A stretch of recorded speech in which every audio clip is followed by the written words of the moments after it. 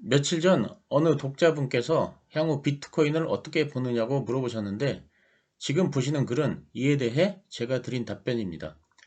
제가 이 답변을 남긴 날은 비트코인이 최악의 하락을 보이던 때여서 투자자들이 극도의 공포감을 가지던 시기였습니다. 저는 비트코인이 2, 3주 정도 조정을 거친 후 다시 상승하리라는 의견을 드렸습니다. 혹시 2, 3주보다 좀 더 걸릴 수도 있지만 비트코인이 다시 한번 상승하리라는 저희 의견은 동일합니다. 그리고 이렇게 되기 위해서는 비트코인 도미넌스의 회복이 필요합니다. 이런 저희 의견은 그냥 혼자서 생각나는 대로 말씀을 드린 것은 아니고 2017년의 흐름을 근거로 예측을 한 것입니다. 오늘은 제가 왜 조정 후 재상승을 예측하는지에 대해 말씀을 드리겠습니다. 물론 오늘 드리는 말씀은 제 생각에 불과할 뿐이고 제가 틀릴 수도 있고 또 돌발 변수에 의해 얼마든지 결과가 바뀔 수 있으니 참조만 하시기 바랍니다. 보시는 차트는 2017년 비트코인의 주봉입니다.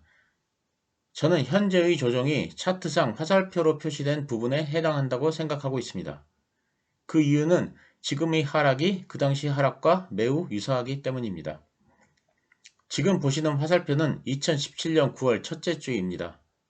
이때 비트코인은 5,013달러에서 일주일 만에 3,209달러로 하락합니다. 무려 36%가 하락하게 된 것입니다. 그때의 하락 원인은 중국발 규제 때문이었습니다. 중국은 2017년 9월 1일 암호화폐의 거래를 전면 금지하고 ICO를 금지한다고 발표하였습니다.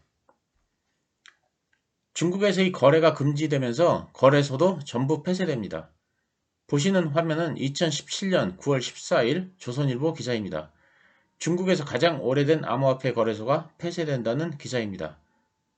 그 당시 중국에서는 채굴도 활발했고 거래소도 활발하게 영업을 하던 시기였는데 갑자기 중국 정부에서 거래를 정지시키고 거래소를 폐쇄시켜버린 것이었습니다. 특히 비트코인에 대한 중국의 지배력이 가장 높은 시기였는데 시장에서는 굉장히 충격적으로 받아들여 암호화폐의 가격이 크게 하락을 하게 된 것입니다. 그런데 금년 5월 22일 암호화폐가 하락하게 된 중요한 원인도 바로 중국발 규제였습니다. 중국의 류호 부총리가 비트코인 등 암호화폐를 단속하겠다고 하자 암호화폐들이 일제히 폭락을 했습니다. 기사에서 보시다시피 하룻밤 사이에 비트코인이 15%, 이더리움이 22%가 하락했습니다. 하지만 2017년 중국발 규제 때문에 하락했던 가격은 약 2, 3주 정도 횡보하다가 다시 상승 흐름을 타게 되는데 보시는 화살표 부분입니다. 저는 이번에도 이와 비슷한 흐름을 보일 가능성이 크다고 생각합니다. 그렇게 보는 이유는 2017년 9월의 하락이나 이번의 하락이나 아직 하락할 여건이 안 된 상태에서 중국발 규제라는 외부 충격에 의해 강제적으로 조정이 왔기 때문입니다. 암호화폐 트론을 만든 저스틴 선의 트위터를 보시겠습니다. 그는 투자에 대한 충고는 아니라고 하였지만 어쨌든 강세장은 아직 끝나지 않았고 조정을 거쳐 7, 8월에 다시 한번 강세장이 올 것이라고 쓰고 있습니다. 그러면서 여러 가지 근거를 들고 있습니다. 그 중에서 제가 가장 공감하는 것은 첫 번째입니다. 즉, 메이저 코인 상승폭도 절대 높지 않다. 대다수 메이저 코인은 역대 신고가를 경신하지 못했다. 버블 붕괴 상황은 아니라는 판단이다.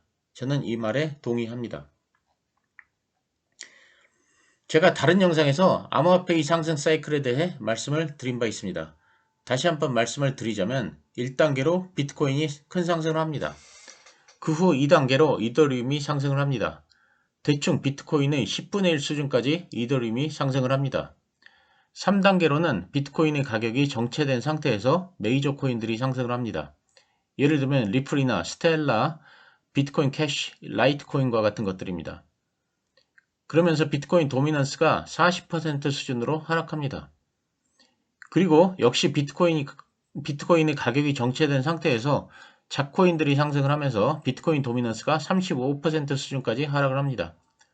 온갖 코인들이 상승을 하다 보니 비트코인 도미넌스는 무너지고 시장의 에너지는 분산되어 상승 사이클을 마무리하게 됩니다. 금년 상승장에서는 비트코인과 이더리움의 상승까지는 이루어졌는데 그 외에 메이저 알트코인들이 오르는 과정에서 여러가지 악재들이 터지면서 암호화폐들이 하락했습니다. 그래서 메이저 알트들도 충분히 오르지 못했고 작코인들도 마찬가지입니다. 저스틴 선이 트위터에서 한 말은 이를 염두에 둔 말입니다. 신문에서는 비트코인 시즌2가 끝났다고 하면서 2018년과 같은 대세 하락기에 접어들었다는 말도 많이 합니다. 하지만 저는 2018년과 지금은 많이 다르다고 생각합니다. 이에 대한 저희 의견을 말씀드리자면, 첫째, 2018년 대세 하락에 접어든 가장 큰 이유는 금리 인상이었습니다.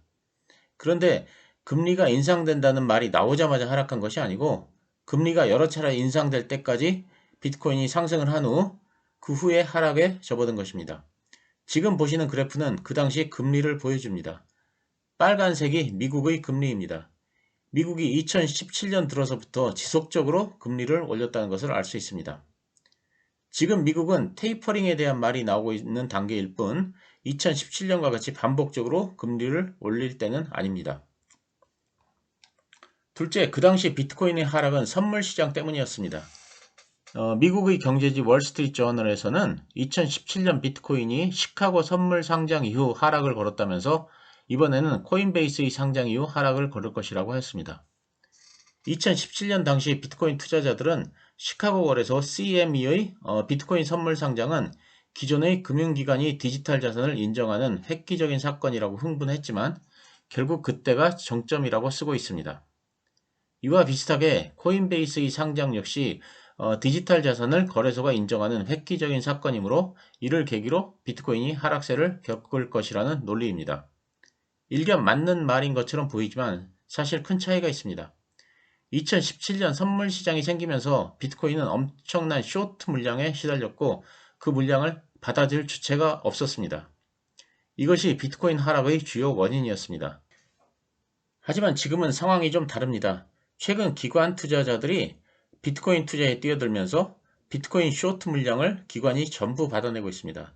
그래서 2018년과 달리 소위 공매도 세력이 힘을 쓰지 못하고 있는 형국입니다.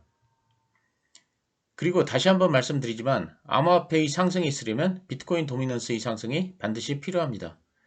비트코인 도미넌스의 상승 없이는 암호화폐의 상승은 없다는 것이 저희 생각입니다. 따라서 진짜 상승인지 그냥 반등인지를 판단하려면 비트코인 도미넌스를 유심히 살펴야 한다고 생각합니다. 비트코인은 변동성이 심한 자산입니다. 그리고 규제 이슈에 민감한 자산입니다. 규제 이슈 때문에 한순간에 급락할 가능성도 있다는 점을 항상 염두에 두시고 투자를 해야 할 것입니다. 오늘 드린 말씀은 단지 저희 견해에 불과하고 매수나 매도 추천은 아니니 그냥 참조만 하시기 바랍니다. 감사합니다.